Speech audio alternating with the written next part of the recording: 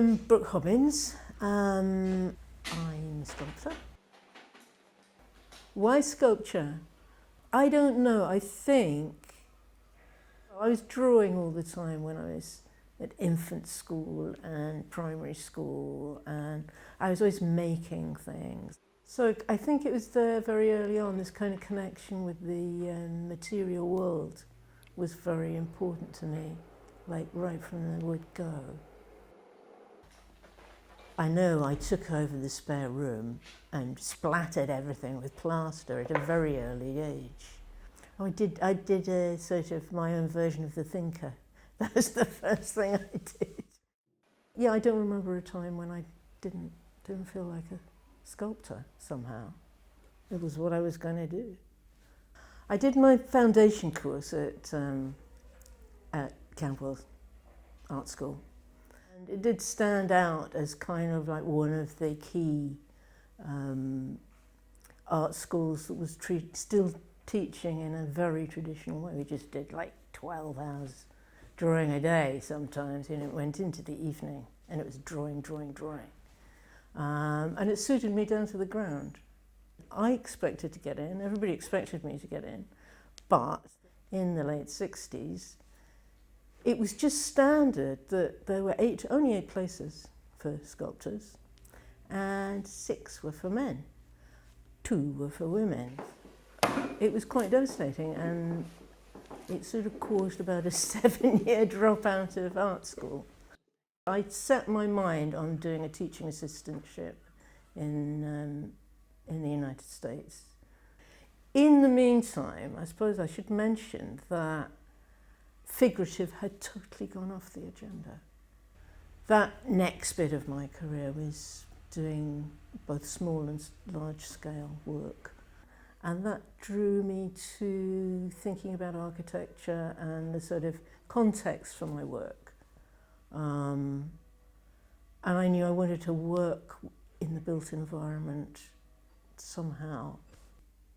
I think there was a bit of a divide between being an artist and being politically active. It was always seen as kind of like the two things really didn't meld together. And from the one side, artists were seen as not doing something socially useful. And I think that artists were seen as rather self-indulgent. I think that was something that was around in the air. There was a whole movement of feminist conceptual art, which again wasn't me. So there was a disconnect which I never resolved. For years I just didn't resolve it. I didn't find my place in the art world. And eventually I decided, well, I've just got to get real in some way and get a proper job. And I trained as a landscape architect. That was okay for a while, and then the last recession put paid to that, really. So I thought, this is it. I go back to being a sculptor, what I should have been doing all along. And never mind if it's not socially useful. And of course now, I just think that art is probably the most socially useful thing there is to be doing right now. Having been a non-figurative abstract sculptor, it was a great surprise to me that I just really wanted to go back to figurative and work on the portrait primarily. See, knife drawing sort of exists in this world where you do it as an ongoing learning experience. You're not doing it for an end. That experience made me realise that that's where I really needed to be, was engaging with people. That hand-eye sitter observation, without getting mystical. There's something magic. There is something magic about it. And when you add the sort of the visualization of 3 dimensions through that, well, obviously, I find it completely riveting. And I think just having done all that drawing, it was just the next step was to make people in 3 dimensions. Some people start with a block and discover the thing inside. And it's a matter of taking away to reveal the core piece. Whereas others, I've always been a builder, others build up from this, and I work from this inside out. So I'm starting with, it's almost like you imagine the underlying structure. For me, I'm starting with the skull and building out. This was working for me to produce pieces, being a teacher. Then the pandemic came along. For a portrait sculptor, with basing everything on live sittings, it was like, now what?